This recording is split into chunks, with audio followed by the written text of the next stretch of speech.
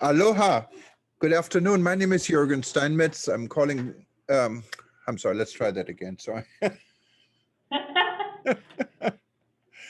Aloha. My name is Jürgen Steinmetz, joining you from Livestream.travel in Honolulu, reporting for eTurbo News, Rebuilding.travel, and also now Hawaii News Online. With me is Carly Clement. And Carly, you are representing one of my favorite hotels in Waikiki. It's the Outrigger Waikiki Beach. Beautiful property right on Kalakaua Avenue, what is our main beach road. And amazingly, your hotel is one of the very few that has been opened even through our Corona crisis. And for those that don't know, our state was literally locked down for tourism between March and just last week, Thursday. And there are only less than a handful of hotels still open during this crisis. And one of the brave ones was your property. And now, since tourism is relaunching, Outrigger, of course, and specifically your property brings tons of experience to the table in kind of already knowing firsthand how to handle this crisis. And Carly, amazing. Tell me a little bit more about your hotel and how did you manage to stay open and who your guests were and so forth. Absolutely. I mean, this is an iconic resort, right, in the heart of Waikiki Beach, like you said, and it's it's interesting to walk down the street when we've walked down the street 10 years ago and then compared to now, and the changes all around us. And I'm very proud of our hosts right now. They've been so flexible during this time, staying open, and I think we've learned a lot. I think with our guests and the mix of guests, we went from all leisure travel or mostly leisure travel and those travelers coming from all destinations to then, maybe more of a Kama'aina market on the weekends and some of our military groups and things like that. So definitely a shift for us, but it's been a learning experience along the way, and we want to stick to, our protocols and our clean commitment and making sure that, we make it through safely for both our hosts and our guests. And of course, you now bring the experience, and I think everyone is in a learning phase to see how tourism can operate in the new normal. And we see numbers increasing. And I was very surprised, I have to say, after our state, Hawaii, and I'm in Hawaii, opened on last week on Thursday. We didn't expect a lot of tourists coming in. I think our numbers in during the crisis situation and the lockdown. And lockdown didn't mean you couldn't fly to Hawaii. Actually, you could fly to Hawaii and you could stay in a hotel like Outrigger, but you have to stay, you were required to go into quarantine. That means you would have to stay in your room for 2 weeks before you can enjoy the beaches and the pools. And we can talk about this also a little bit more later on. But now, since our state is reopening, we didn't expect a lot of tourists coming in. But I think on the very first day, we had a total arrival of about more than 10,000 people, and about 6,800 were registered as tourists, others as visitors or wedding and tourism related. How do you explain this? Are people really so hungry all of a sudden they get on the plane? And why are they coming to Hawaii? I think that in speaking to friends and family who live in other areas, right, a lot of them had trips to Hawaii planned back in March, and then they kept postponing and saying, oh, we'll go in April, we'll go in May, we'll go in June, and then all of a sudden we're in October, and they've just been waiting for this moment to be able to say, let us back to Hawaii. We need to take our yearly trip, and it is a bit later, right? It's October. We're almost into now the holidays, Thanksgiving, and the festive season, so very, very different for them. But I think they've just been waiting for this moment to be able to be here in all the different areas. I mean, even speaking to those arrival numbers you said, it's surprising there's actually a smaller percentage of those people who are actually coming on vacation versus still work and other business. Yeah, and really Hawaii, we have been special. And of course we're special here in Hawaii, but I think we have been very, very special in handling this crisis, because if you look at the numbers, for the most part, we always did very well. There was one spike we didn't really do that well. There was a situation, we had a very scary spike pretty much about a month ago, I believe. But other than that, I think we're always the best in regards to keeping this virus and the numbers under control.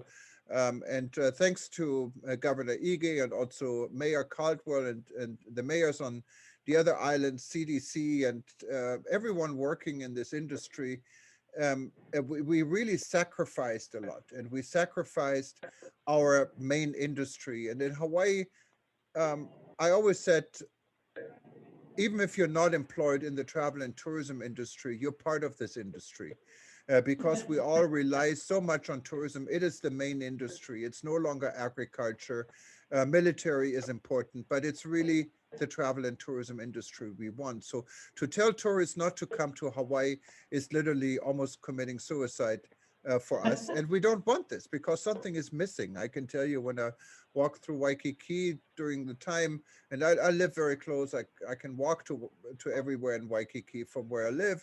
It's kind of going into a ghost town. And I told people, you can probably just sleep in the middle of Kalakaua Avenue, and you probably don't have to worry about cars. It wasn't that bad, but then the Ala Moana Shopping Center, one of the most stunning and beautiful shopping centers in the country, and I'm privileged just to literally be connected. I walk out of my apartment, I'm pretty much at Nordstrom, but Nordstrom was Wow, that's closed, and many dangerous.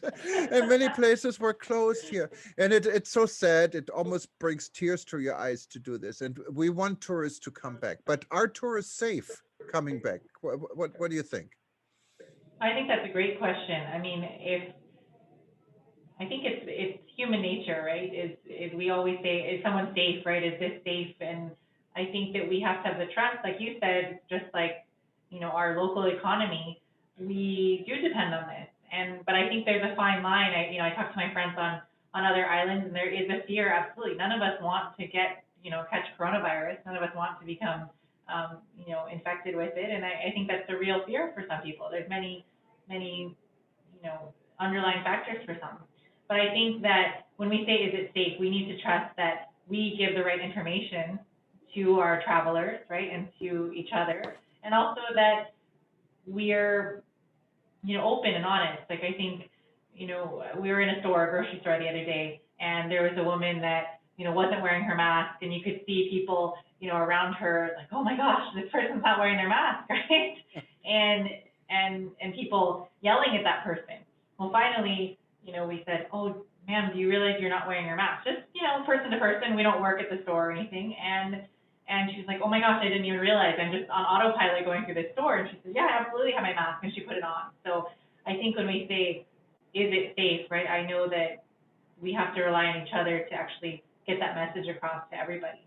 Yeah, and this is really and that's an important point you brought up, because we have visitors coming in from many parts of the country, and in some parts, maybe I'm just making this up now, South Dakota or North Dakota, you have there's a lot of space between people. Maybe you live on one range and the next range is like 100 miles away. I don't know. That's how I picture North Dakota or Texas. And of course, people from these states enjoy the beaches. They come here, and maybe they don't worry about wearing the mask so much. Some of the feedback I got is that there is still really not a clear understanding when to wear, for instance, a mask and when not. And I'm wondering what hotels could also do, besides, of course, the airlines, Department of Transportation, the taxi drivers, and everyone who gets tourists when they come in, to make tourists understand, there's a mask. Of course, when you call the Hawaii Tourism Authority, you get referred to some websites. And I did this. I went to the CDC website, and after this, you're even more confused. And I think there should be a very clear message.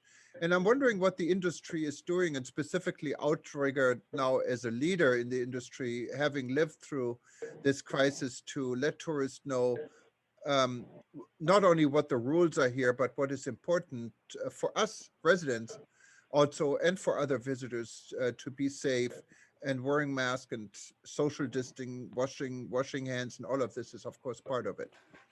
Sure. And I think it's important that we make it clear, right? Because you and I may read through all of the different websites and comb through it and say, this is ultimately, it's like reading a book, right? You make your notes of what's important and what ultimately the end user needs, and it's specific to each business. That those proclamations and everything that are put out by the government, by our governor and by our mayor, they have a lot in them, and it's more for reference for all of us, right? You have salons and you have hotels, and there's many different reference points there, and it's to be that manual for all of us, that guidebook. But ultimately, what Outrigger has done is we have the Outrigger Clean Commitment, and we partnered with Ecolab to do that. And that's, for us, we want to make sure that we provide a training to every single host who comes back to work or who is working here, and that we have host, health checks, temperature checks, they're washing our hands, that we have those social distancing markers, and we've evolved throughout this process. So I can't say that our process back in March is now the exact same as it is in October. We have had moments where we said, I'm not sure if this amount of signage is enough. Let's add bathroom decals now. Let's add these other posters out by the pool or in the front drive, because we need to make it very easy and understandable for anybody who could be traveling from anywhere. They see, oh, it says wear a mask here. Oh, it says 4 people to an elevator here. I think it needs to be very clear so anyone can understand the traveling from any destination. Yeah, and it's definitely a learning process, I think. And as you rightfully say, in March, we didn't have all the information we have now. And you can look really when it comes to safety. And if you look at the number of people who have to be hospitalized and get sick on COVID, we may still have the same percentage of number getting sick.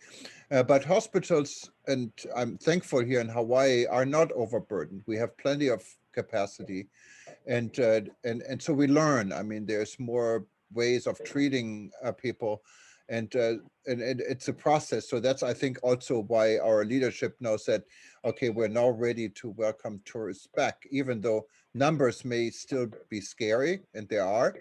But I think with a lot of precautions in place, you find a safer way of starting traveling again.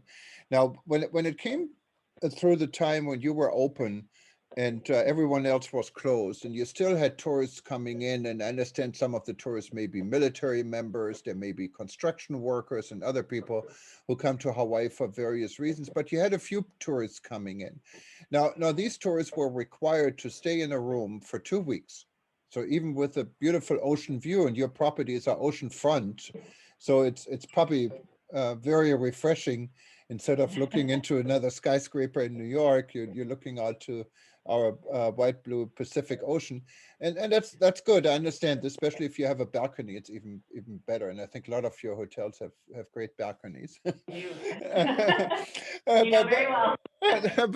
but even with that, and you cannot get to the pool, so you see the pool down there, and you cannot get in there. It's kind of a different type of vacation.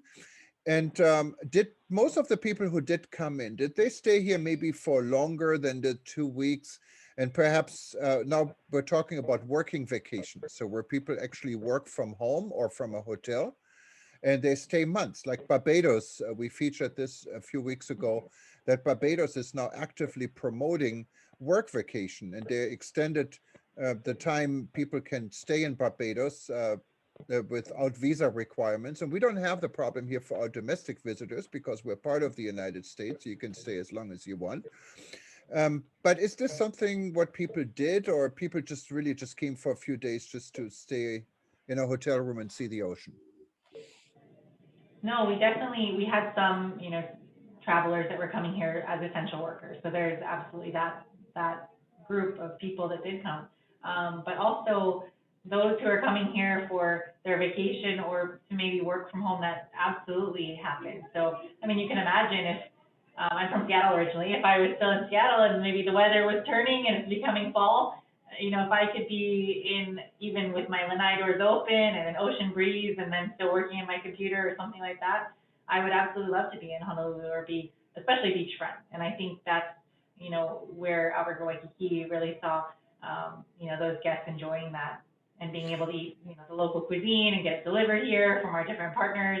And that's where I think also some of our sister properties and the Hawaii vacation condos and Hawaii vacation ownership within Outrigger as well were very successful because they have the kitchens and a bit more room. So you're not just in a smaller hotel room, you're able to also expand that a little bit more. And I know in talking to Ed from Suntec, I think is his company, who built the Waikiki internet system recently.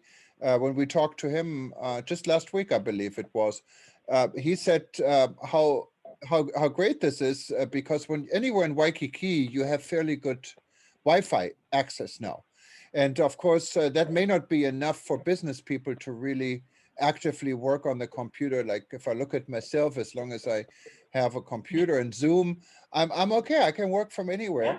Yeah. And, but our hotels adjusting? Like one, of course, you have to have an attractive offer when it comes to long-term, longer stay rates. One thing to make it affordable. One, then second, you have to have internet access that is reliable, and you may have to cater to people. So if they a room service, I guess it's not a problem. But is this something Outrigger is looking at to add to your portfolio? I think right now, with what you're talking about, right? The scenarios that you're talking about with more high-speed internet and for people to be comfortable working from their rooms, I think we're in a good place right now. I think in terms of if we take the quarantine guest, right, somebody who's staying in their room for a longer period of time. Let's say they made a 30-day reservation, they stay in their room for 15 days quarantining. I think it's very important that access is at a premium, right? And I think that our access right now is very good. And I think in the future we'll look at more technology to make requests and things like that easier as well. So things like a mobile app, for example. Right now we rely on the phone, and you can be in your room and you can make those calls to the front desk if you need anything. But it may be more convenient for the guests in the future to be able to just click a few buttons on their app on their phone and be able to send those orders to us. So that Well, is now something you. we're looking. No, I have to remember we did a story. This was probably before COVID. There was a hotel in Singapore where they didn't have humans anymore, and they used robots to bring towels and all those things. So I guess there's social distancing, but that's not really what we want to do. I mean, we want somehow try to keep this personal touch and tell people they're welcome. And even if it's I read something yesterday in our local newspaper, the Honolulu Advertiser, about the smile behind the mask, and that hotels are teaching people to smile behind the mask. I was wondering how would that work? No, I think it's something that we talk about every day, right? That service with a smile, and what you come here to Oahu or to Hawaii for is those big smiles and the warm hospitality, and we need to find the same way to provide that hospitality without, I can't give you a hug and give you a lei right now, because we're trying to keep that social distancing at the moment. And it breaks my heart sometimes when all of those key things that we love so much and are so used to, even with our neighbors here on Oahu or beyond, that we have to kind of keep that distance at the moment. But I think even speaking from having a mask here, I know I can tell if I'm smiling or if I'm not. And so it's something that we have to, sometimes it's the volume of our voice, it's the warmth in our voice, smiling with your eyes as well. But there's so many different ways that we've shown that, and I think especially this Outrigger Waikiki team here, I just noticed this energy with everyone because they're grateful to be at work, and they're happy to have some tourists back, and of course safely, right? We want to respect our guests, and we want the guests to respect Hawaii as well. So if we can have this mutual understanding going into this new stage in travel, I think we'll be very successful. Yeah, and one of the most important things I think in the hospitality business is really the people that work in the hospitality business. And especially here in Hawaii, that meant or still means a lot of sacrifice. People are losing their jobs, people getting laid off, and we hope that they get back. But it's kind of a job with a heart because if you don't feel um, that you really like your visitors and you want to cater to your visitors, it's that's how a destination like Hawaii becomes famous, because we kind of tell people in so many different ways, and we call it, some call it aloha spirit, and some may call it something different, but we really want to make people welcome.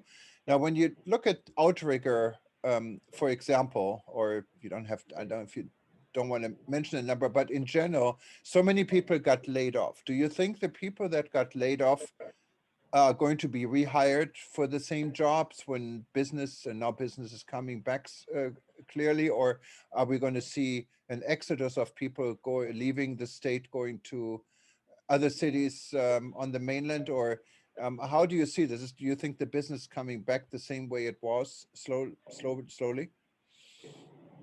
I think it's a matter of time.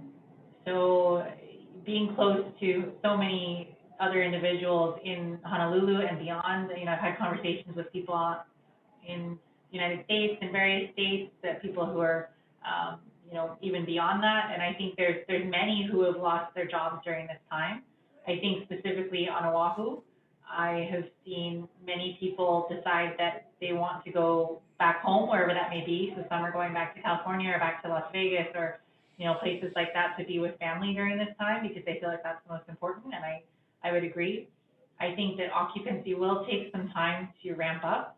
Of course, we're seeing little spikes on the weekend here at Outrigger Waikiki, and as we continue, hopefully, my hope is that the ease of the safe travels program, and being able to get your tests from these trusted partners, right? That messaging will be a little bit easier as we go on with the process. And let's say I come back home and I'm like, Jurgen, this is what I did.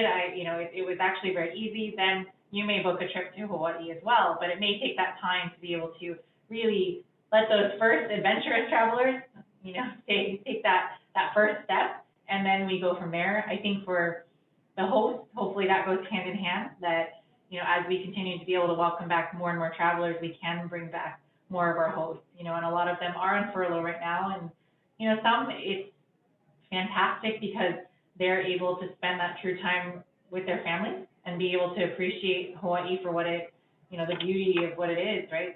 Seeing the sea turtles, seeing the ducks around, seeing, the kingfishers around and in their natural habitats. And I think that's wonderful. And now we have a new appreciation for the things that I think sometimes we maybe took for granted, and that now, we've seen it with our own eyes and can share that with the visitors that come here. Yeah, and Hawaii is a destination with a soul, and I think so are your hotels. Specifically, your hotel is very special. Many you get kind of a feeling of welcome and of it's lively, a lot of places, and I think you're home of Dukes, um, Yes. and Dukes has been a place around as long as I lived in Hawaii, and I lived here since 1988. And it's always like a magnet for both locals and visitors to come together and have a great time. Now, how are your Dukes restaurants and other fun venues within the hotels? Are they operating again? Are they closed? Are they slowly coming back? What's the situation?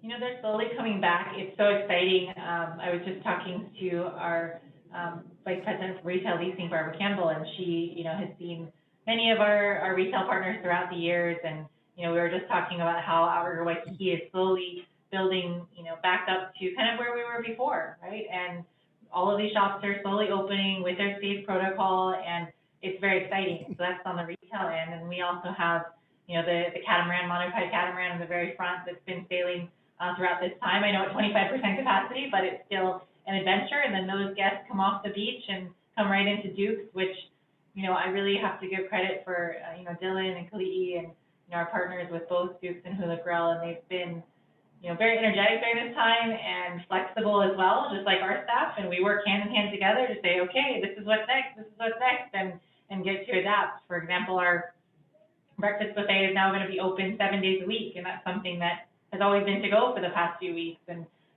it's exciting to see. And, you've been to Dukes as well, but sitting there, at night, maybe, 20 years ago, was very packed and lively, and even this last couple of weeks has still been very lively and energetic, and you can really just take in the atmosphere around you. But you know that there's also this social distancing around you too. So that table might be a little bit further away from you next door, but they are all full. So that's very exciting for us to see. Is live music back or not yet? We do have live music on the weekends as well, so that's exciting. Hopefully, maybe a couple more nights later on as we progress. But that's that sound, right? It's great to hear that back. And I know some of the venues at International Marketplace have also had some live music lately. And I understand your breakfast buffet is back. So I'm wondering, how can you keep social distancing at a breakfast buffet like the one you have at It's Outrigger? a very good question, right? The buffet that used to be is a new style of buffet. Now we have plexiglass shields, and someone serving your different items. So I might go up to the buffet and say I want eggs and this, and they're gonna serve it to you on your plate. And then you still get the experience of the buffet, but just not the touching of everything. So I think it's a great solution. I know at the Outrigger Reef, you probably know they have this restaurant where you can actually grill your own steak and your fish and everything like this. Are they operating the same way, or is it different now? So since the Reef Bar and Market Grill, Yes, that's what we it was. I actually couldn't remember the name so quick. no, Yes. we actually suspended our operations sadly during the beginning of the pandemic, and we're hoping to bring back. I don't know if you've heard of Kanikapila Grill, Yes, yes. Uh-huh. but the home to live music and just fantastic atmosphere, and that will be back, alive and kicking once the resort reopens. And I think a little bit different concept, but we still want to keep that, some of our local favorites on the menu. Perfect. And Outrigger is not only the Outrigger you represent. There are many Outrigger hotels. It's an old chain. It was owned by Richard Kelly and his family, who is now retired, and I think he lives in Colorado. And I think the firm was sold. It's now under similar or different management, not sure. But how is everything at Outrigger? How have things changed, or they haven't changed? Besides the ownership, of course. No, and their ownership with KSL Resorts, they are fantastic, and again, they have a large portfolio, across the globe, and I think it's exciting to be able to also tap into those resources as we go. We may not be Outrigger Resorts in California or beyond, but they have a lot of resources to be able to help us through this as we learn. But no, I mean, we have beautiful resorts throughout the globe. I mean, 36 different properties, and it's really amazing to see how we've adapted. I know that there's some that have remained temporarily suspended during this time, and then some that are opening slowly, and we're hoping our sister property across the street, the Waikiki Beach Comer by Outrigger, opens soon as well. So, but we want to make sure that we're safely doing so, and I think that's the best thing about Outrigger right now, is that we want to make sure we're doing the right thing. And right now I can confidently say that I have real confidence in the Outrigger brand. Not just saying I'm standing on my soapbox and I'm telling you, Jurgen, that this is the best place to stay, but I really truly believe that our hosts truly are executing the entire clean commitment in its entirety, and it's a safe place to stay for our guests. Yeah, before we get to some of your overseas property again, well, one thing what popped in my mind in a crisis situation, and this is probably the biggest crisis the travel and tourism industry ever is going through right now. Yeah. Sometimes it's resorts and hotels panic when occupancies rates are low. That means prices get low. I can tell you myself, I was involved in two situations like this. I never forget one in Bali. I don't know if you know, but Itobo News started, we represented Indonesia and the US and Canada as a Oh, wow. destination management company. And that's where Itobo News was started to get messages to US travel agents. And one of the things we had to fight with the bomb attacks Bali suffered, what was a big blow to the industry, that hotel rates at five-star hotels sold for $40 a night, while the three-star hotels sold for $35 a night. And they went out of business one by one. And then the second situation I went through was the tsunami crisis in Thailand. And I mentioned your gentleman who represents now Outrigger, he is also was working with PATA. He was in charge of public relations, and I worked with him at the time. And actually, I was part of the crisis management under Swiss and Thai management. And we discussed exactly the experience from Bali, and Thailand did not make the mistake, and the rates stayed pretty much to 80% what it was before, but the money was used to bring journalists, to bring travel agents to Thailand, and and tell people the destination is open. Now we don't know how this all plays out. Right now, I think we have very good news in seeing so many people coming back to Hawaii. So maybe this is a mute discussion, what everyone hopes. But to be realistic, it may not be a mute discussion. Specifically in Waikiki, we have thousands and thousands of hotel rooms. We have many hotels, not only Outrigger, that are suffering, that haven't even opened, like the Hilton Hawaiian Village, our largest hotel in Waikiki, is closed, I think, till Christmas right now. I don't know if the Hyatt across the street from you, it's opened already. It's a huge hotel.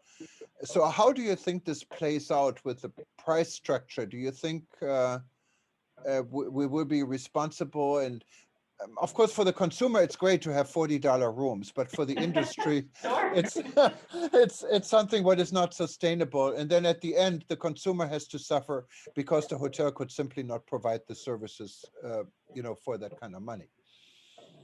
I think that's a great question. I mean, I think that we need to be careful with that. We don't want to get to a $40 rate, for example, because we want to provide the service. And I think that's been the discussions all along with Outrigger, is that we still want to provide the right service. Now we're adapting, kind of as I said at the beginning, we want to adapt, we want to change. So housekeeping service, for example, may not be every day of your stay anymore. You may have it every other day just based on your preference. That probably was the same before, but if you are quarantining, for example, you do not have service every day. So I think as we adapt, we want to still keep that level of service, but we do need to adapt. And I think it's a waiting game to see what the other hotels will do. So if you think of like that large hotel, that large property like Hilton Hawaiian Village, right, that when they open, we hope that, the rates are kind of similar to what's on the market now.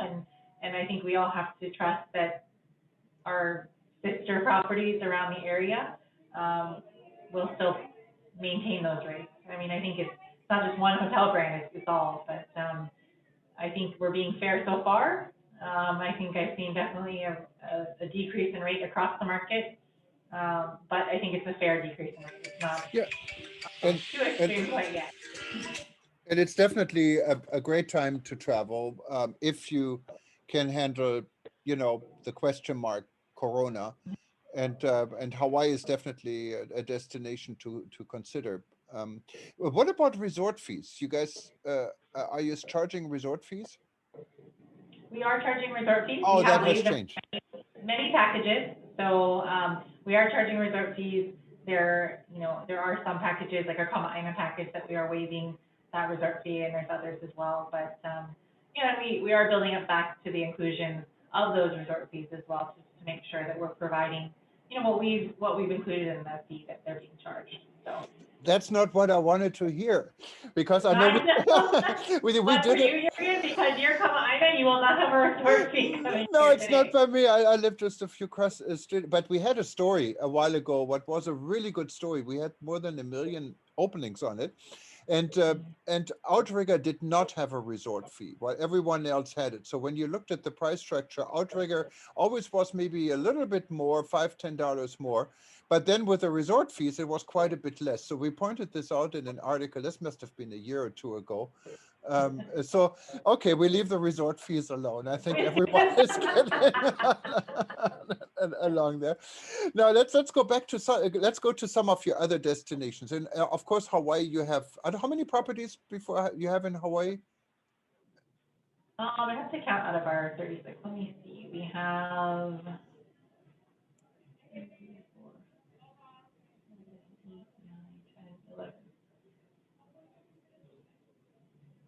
And it's fine. I mean, just roughly, you have properties on, 20, 25 or so resorts in Hawaii. and you have properties not only on Oahu, what's the same island where Waikiki is. You also have Yes, properties on our neighbor islands, correct? we do. Yes, on Maui and then as well as Hawaii, and Hawaii Island. Okay, so you're all over the place. Now, you also have properties in Thailand. And I know we have a very loyal listenership and readership in Thailand because we had an office in Chiang Mai before for many years. So I'm very familiar with the Thailand market. And I understand that Thailand has reopened tourism slowly. It's very responsible because the numbers in Thailand were also quite good compared to what unfortunately is happening in Europe and in some other parts of the world. And the first group of international tourists arrived on October 8th, what was only also about 2 weeks ago, from China. They had 120 people arriving from China. And I Wow. and I know now Russians are slowly coming back, while the Europeans are thinking about it. But I think Europe is still on the red zone for the royal Thai government, even though the king spends most of his time in Germany. But I think Germans are not yet allowed back into Thailand. But I'm sure this will this will not change. But I'm wondering, how are your resorts? You told me when we privately talked a little bit earlier that your resorts in Thailand are open and had been open through the crisis. So was this based mostly then on domestic tourism? Yes, I mean, it's very exciting. We have the Koh Samui Beach Resort as well as Laguna Phuket, and so having them both open is fantastic. Of course, they see a drop in occupancy just like the rest of us, but it's great to have them open. And now the pools are open too. The Navasana Spa is open as well, and some of those cultural activities. But of course, following all of our clean commitment guidelines as well during that time. Right. And Thailand, of course, is a market also badly hit, even though Thailand has other industries besides tourism, but tourism is a very important industry. And similar to Hawaii, Thailand is a service industry. People really care about their um, their destination, their product, and it's known for the smiles. And we really hope that Thailand is coming back to where it was. It's one of my favorite destinations, I have to say.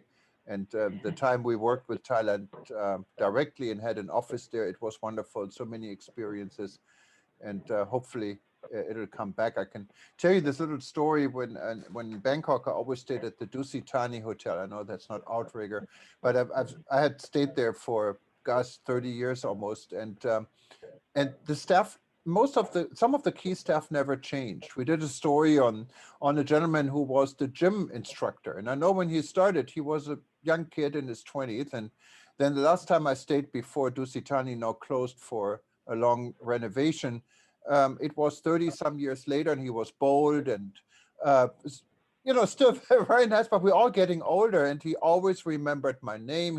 Every time I come, he remembered everything, and it's this personal feeling, what is such a wonderful experience when you stay in the destination like Thailand and also like Hawaii, um, and I hope we never lose this also through this crisis. In Hawaii, we talked a lot about over tourism, and so in Thailand, how do you see the future? Do you think we're going to have to worry about over tourism?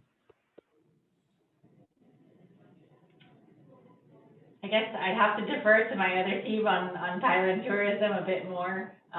Just being based here in Honolulu, I hate to say, but No, I but I have to mean in just, Hawaii, we talked about over tourism. I lived on the North Shore for 25 years in Popokea, and I know okay. we had issues with a lot of discussions about over tourism.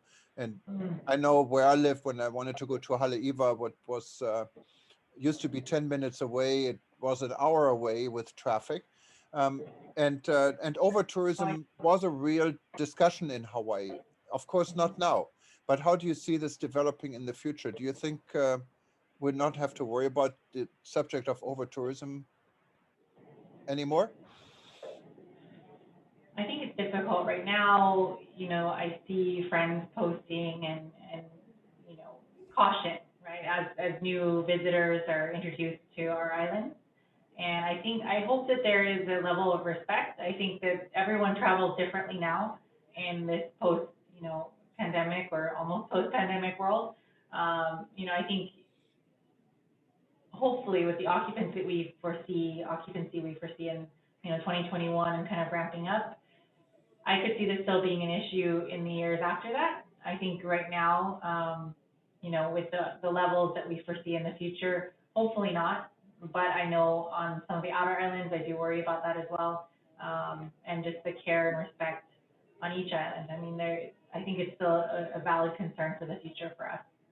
Yeah, and Outrigger has also a resort what is still closed, I understand, till December in the Maldives. And Maldives, of course, is also a very special place. It's a beach destination, sand and sea. And I know when Maldives started, Germany built the airport for the Maldives in the 80s. And I was one of the first on the first Singapore Airlines flight, what was going from Frankfurt via the Maldives to Singapore. And we landed, I think it was their first flight in Maldives, and the main island, Mahe, there was nothing. There were like two homes and one car, and this car belonged to the president of the country.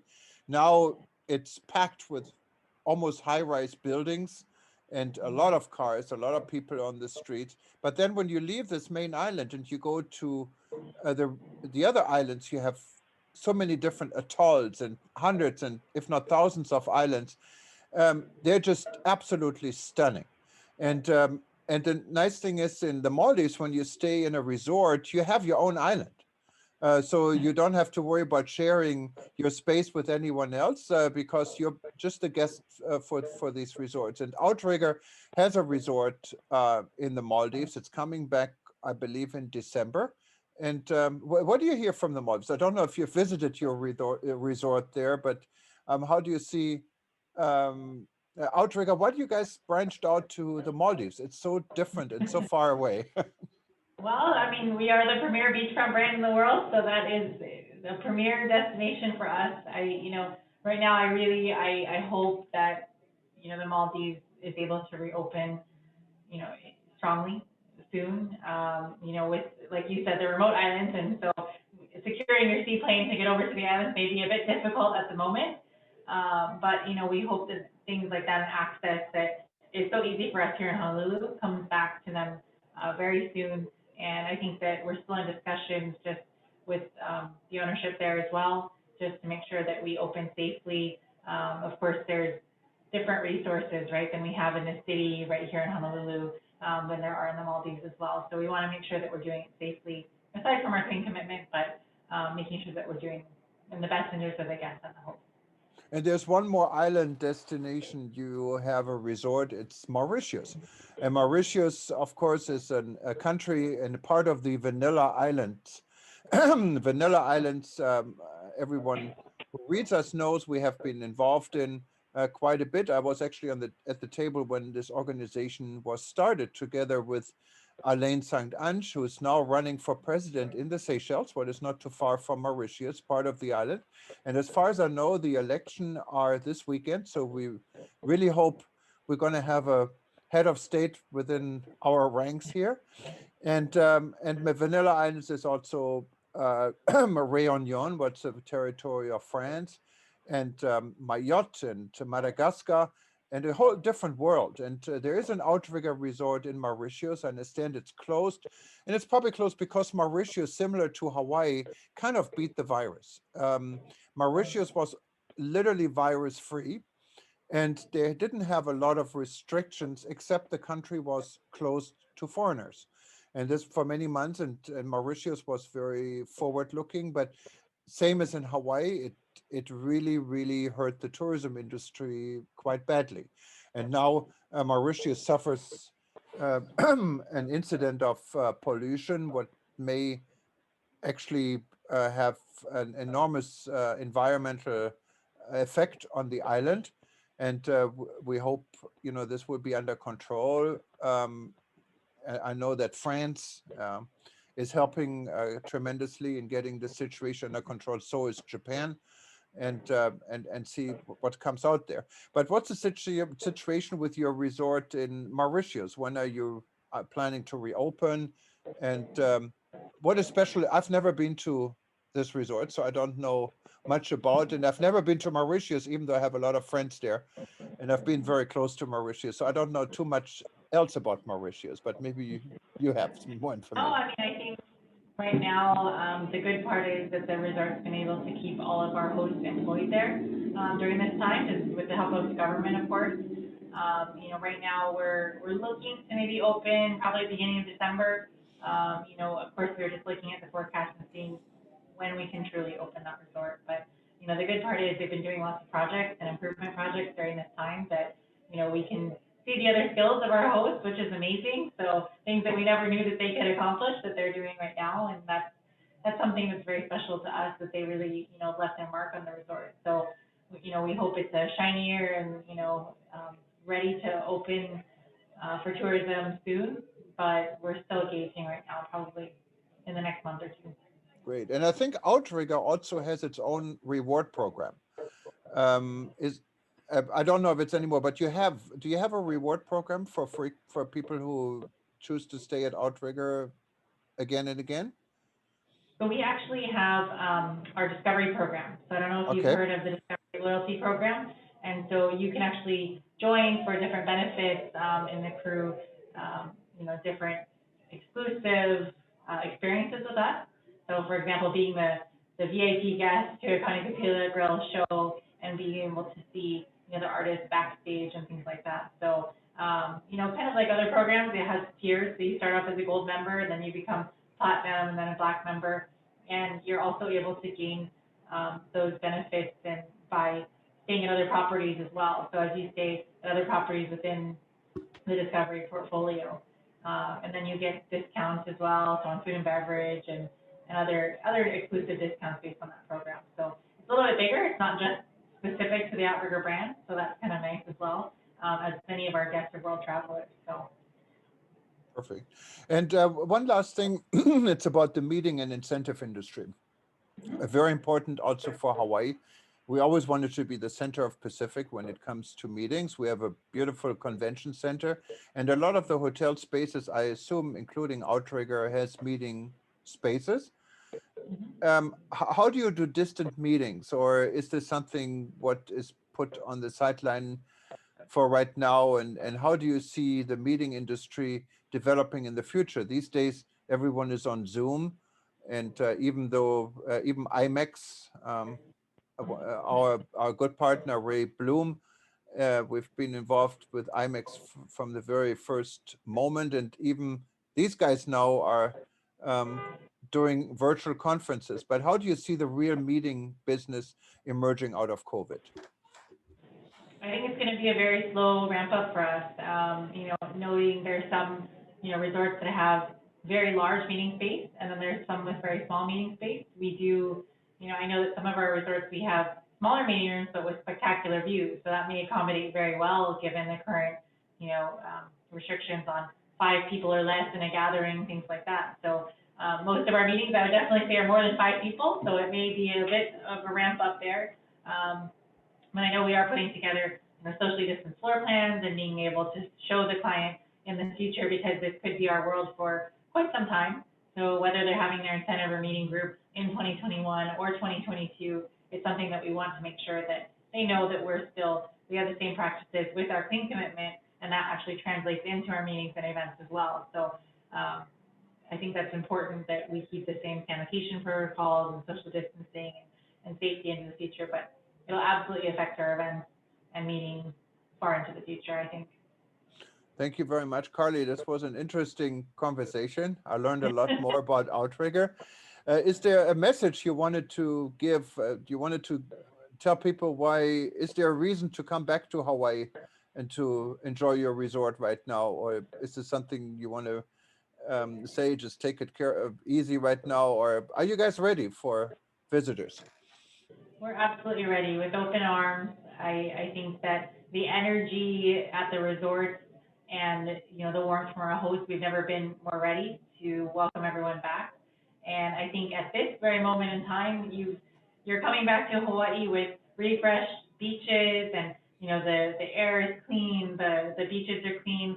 I think they've had time to, for the wildlife to rest. It's a beautiful time to visit Hawaii again after we've had, the destination itself has had a bit of a vacation. We'll call it a short vacation. And, I can't wait to, keep meeting people from other destinations and hearing about their travels and, and give them the peace and relaxation that they need, here in Hawaii. So, we can't wait. Yeah, and we're doing the test right now. As I said, we are open for tourism, for domestic tourism. We're looking at international opportunities. I know we're talking to Japan, for example, to relaunch our probably one of our most important international connection. What is Japan? There's a lot of synergy between Hawaii and Japan. A lot of our we have a lot of American Japanese living here in Hawaii. Their family ties. So we're really hoping this discussion will become a reality, so we can relaunch also flights to Tokyo. We had many flights, not only to Tokyo, to many destinations in Japan in the past.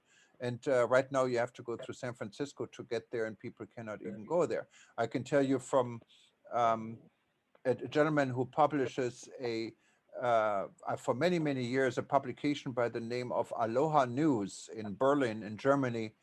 And he keeps asking me when Hawaii is ready again for Germans to come here. So people want to come here. So that's the good news. So we just have to, the virus has to cooperate, of course, so we can enclose our world. And this is the discussion we have at rebuilding.travel. So anyone who has not been part of our global discussion, it's meant for travel professionals. Join us, it's free. You go to rebuilding.travel. We now have people and tourism leaders in 120 countries. We just added San Marino as a country, as the last one. And before this, we had Brunei. So we're growing, and we have anything from hopefully a head of state. We have several ministers of tourism, like our good friend Edward Bartlett, minister from Jamaica. We have our co-host is Dr. Taleb Rifai, who was a two-term Secretary General for the UN WTO. We have WTTC, but we have a lot of hotel executives, GMs. We have travel agents. We have everyone, heads of tourism boards. We just recently had two heroes. We have a program, we call it Tourism Heroes, and you find this at heroes.travel. And we have now 16 global heroes. Among them are people you know. We have Lily, who's the head of the Uganda Tourism Board. We have Najib Balala, who's also been very outspoken, and on many of our conferences, he is the Minister of Tourism from Kenya. We have Alain Sangange from the Seychelles. We have Louis Damour, who runs the Peace Through Tourism organization for the last 40 years in New York. So a lot of our leaders, and we also have this tour guide I have to mention. She really amazes me. It's a lady, she is a tour guide in Washington, D.C. And she managed to help a guest, a tourist from Cameroon in Africa. And this tourist, I happen to know, this tourist was a former minister of tourism from Cameroon. She was a good friend, and she was stranded in Washington. She wanted to go back home and couldn't do this for 3 weeks. And Myriad, who is this tour guide, out of her own money, her own pocket, fed her, got her a home to stay with, and at a Cameroon American family. And unfortunately, the host of this home, after Francois was her name, was able to return to Cameroon, also with the help of American authorities to override some restrictions in France so she could board a flight. Unfortunately, her host passed away on COVID. So it ended up very tragic. We all have stories to tell we probably don't want to remember, but there are many heroes in this industry. And this is what makes this industry so beautiful and so powerful. And I think we're all going to be back, and we're going to be back even stronger and even better. But thank you, Carly, for this conversation, and hope you also join rebuilding.travel, and we see you next time. Aloha. Thank you so much, Jürgen. Aloha. Bye-bye.